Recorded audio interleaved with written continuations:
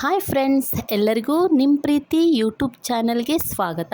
ಇವತ್ತು ನಾನು ನಿಮಗೆ ಎಳ್ಳನ್ನು ಬಳಸ್ಕೊಂಡು ಹೇಗೆ ರುಚಿಯಾದ ಉಂಡೆಯನ್ನು ಮಾಡ್ಬೋದು ಅಂತ ಹೇಳಿ ತೋರಿಸ್ಕೊಡ್ತೀನಿ. ಬನ್ನಿ.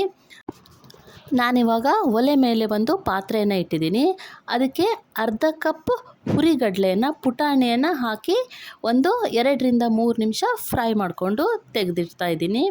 ಇವಾಗ ಅದೇ ಕಪ್ಪಲ್ಲಿ ಅರ್ಧ ಕಪ್ ಶೇಂಗಾವನ್ನು ಸಹ ತಗೊಂಡು ಚೆನ್ನಾಗಿದು ಹುರ್ಕೋಬೇಕಾಗುತ್ತೆ. ಇದು ಚೆನ್ನಾಗಿ ಫ್ರೈ ಆದಮೇಲೆ ಇದನ್ನು ಸಹ ಎತ್ತಿಟ್ಟು ಇವಾಗ ಅದೇ ಕಪ್ಪಲ್ಲಿ 1 ಕಪ್ ಬಿಳಿ ಎಳ್ಳನ್ನು ತಗೊಂಡಿದ್ದೀನಿ.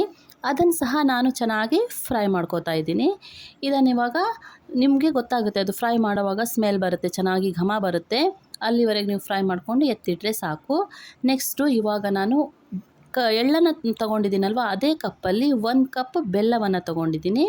ಬೆಲ್ಲವನ್ನು ಒಂದು ಪಾತ್ರೆಗೆ ಹಾಕಿ ಒಂದು 3-4 ಸ್ಪೂನ್ ತುಪ್ಪವನ್ನು ಹಾಕ್ತಾಯಿದ್ದೀನಿ. ಅದ್ರ ಜೊತೆಗೆ ಹಾಗೆ 2-3 ಸ್ಪೂನ್ ನೀರನ್ನು ಹಾಕಬೇಕಾಗುತ್ತೆ. ಜಾಸ್ತಿ ಇಲ್ಲಿ ನೀರನ್ನು ಹಾಕಬಾರ್ದು. ಅಷ್ಟನ್ನು ಹಾಕಿ ಚೆನ್ನಾಗಿ ತಿರುಗಿಸ್ಕೋಬೇಕಾಗುತ್ತೆ. ಇದು ಬೆಲ್ಲ ಎಲ್ಲ ಕರಗಬೇಕಾಗುತ್ತೆ, ಚೆನ್ನಾಗಿ ಕರಗಿ ಪಾಕ ಬರಬೇಕು. ಅಲ್ಲಿವರೆಗೆ ಇದನ್ನು ಚೆನ್ನಾಗಿ ನೀವು ತಿರ್ಸ್ಕೋಬೇಕಾಗುತ್ತೆ. ಇಲ್ಲಿ ನೋಡಿ, ಇವಾಗ ಚೆನ್ನಾಗಿ ಕುದೀತಾ ಇದೆ ಬೆಲ್ಲ. ಇಲ್ಲಿ ನೋಡಿ, ಈ ಥರ ಆಗಬೇಕು ಬೆಲ್ಲದ ಪಾಕ. ಇವಾಗ ಇದು ರೆಡಿಯಾಗಿದೆ. ಈ ಟೈಮಲ್ಲಿ ನಾವು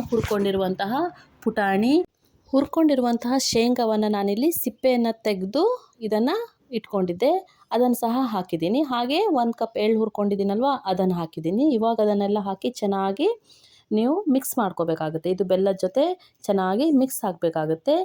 ಇದನ್ನು ಇವಾಗ ನೀವು ಸ್ವಲ್ಪ ಬೆಚ್ಚಗಿರುವಾಗಲೇ ಉಂಡೆ ಕಟ್ಟಬೇಕಾಗುತ್ತೆ.